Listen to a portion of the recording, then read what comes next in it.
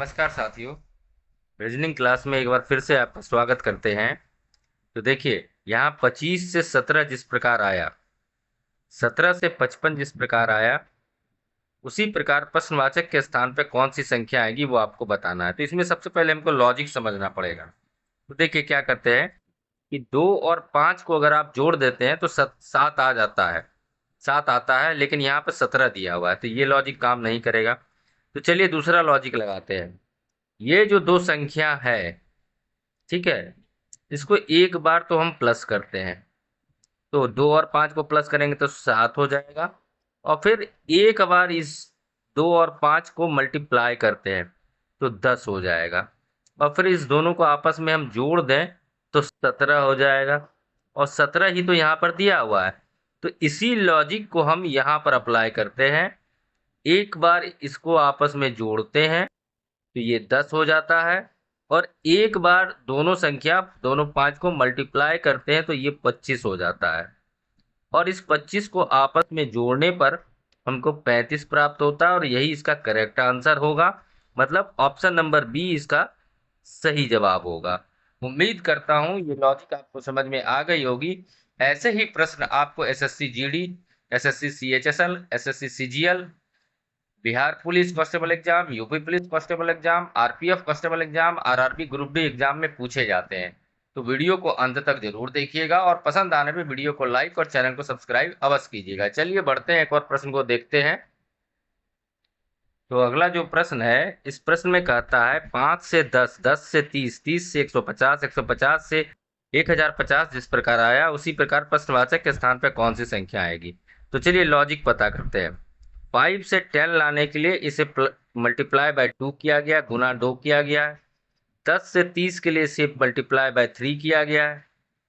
30 से 150 लाने के लिए इसे मल्टीप्लाई बाय 5 किया गया है।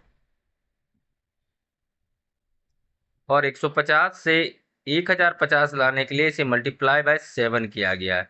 उसी प्रकार यहाँ पर लाना है। तो ध्यान दीजिएगा, ये सारी संख्याएं जो है 2, 3, 5, 7, ये संख्याएं जो है ये अभाज्य संख्या है। क्या है? अभाज्य संख्याएं हैं, अभाज्य संख्या है।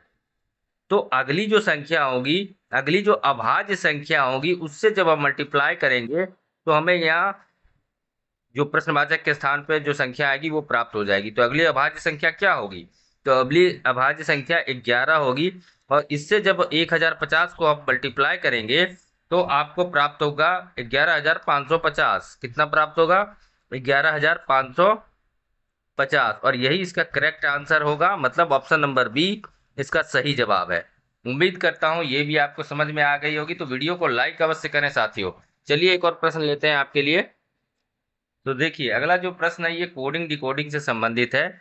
और कोडिंग डिकोडिंग से जो संबंधित है तो इसमें लेटर और डिजिट दोनों दिया हुआ है। तो ऐसे प्रश्न को सॉल्व करने के लिए अब लॉजिक समझेंगे। सबसे पहले हम क्या करते हैं कि इसके काउंट कर लेते हैं कि कितने लेटर दिए हुए हैं। तो 1, 2, 3, 4, 5 और 6, मतलब एक्सपोज में टोटल लेटर 6 है। और इसे मल्टीप्लाई बाय 2 कर दिया गया है तो 12 आया। और 12 ही तो यहाँ पर दिया हुआ है।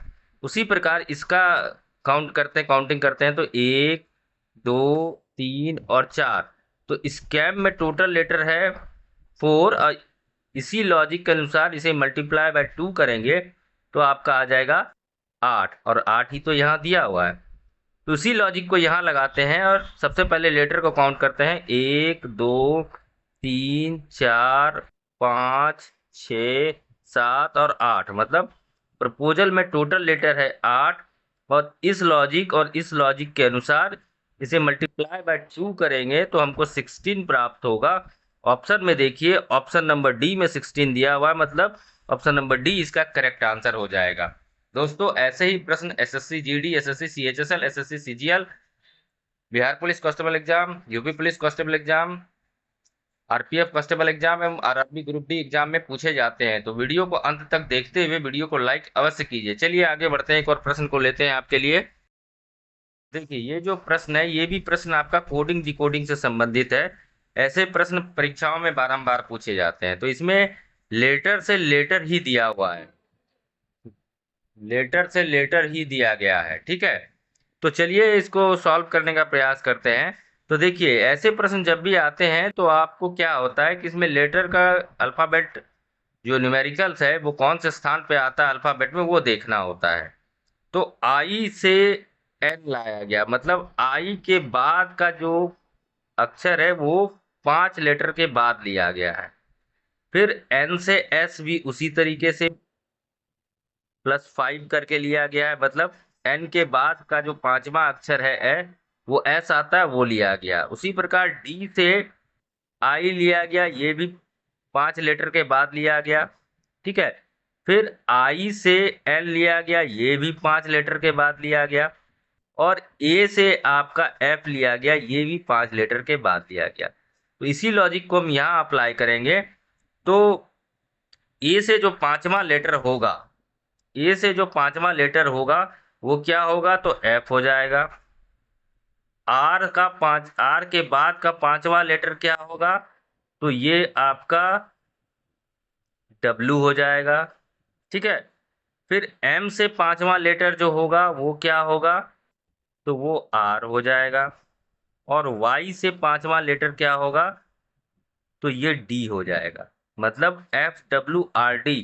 तो ऑप्शन में देखिए FWRD ऑप्शन नंबर सी में दिया हुआ है, मतलब ऑप्शन नंबर सी इसका करेक्ट आंसर हो जाएगा।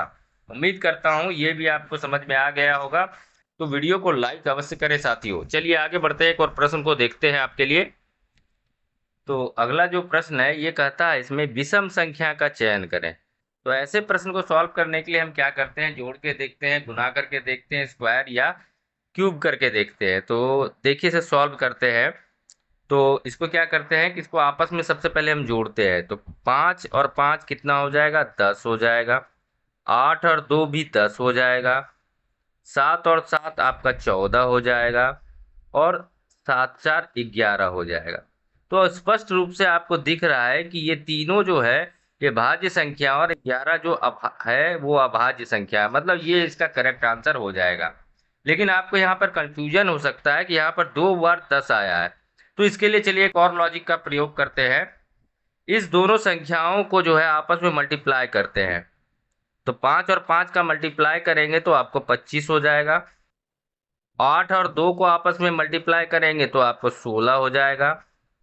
7 और 7 का मल्टीप्लाई करेंगे तो 49 हो जाएगा। और 7 और 4 को मल्टीप्लाई करेंगे तो 28 हो जाएगा। अब देखिए, 5 जो है, ये 25 जो है ये 5 का स्क्वायर है। 16 जो है ये 4 का स्क्वायर है। 7 जो है 49 जो है ये 7 का स्क्वायर है। लेकिन 28 किसी का स्क्वायर नहीं है।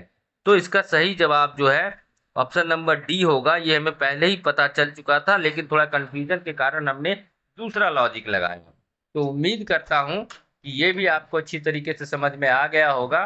चलिए, वीडियो को लाइक कीजिए और वीडियो को अधिक से अधिक शेयर करिए, जिससे आपके दोस्त भी इन वीडियो का लाभ ले सके। धन्यवाद।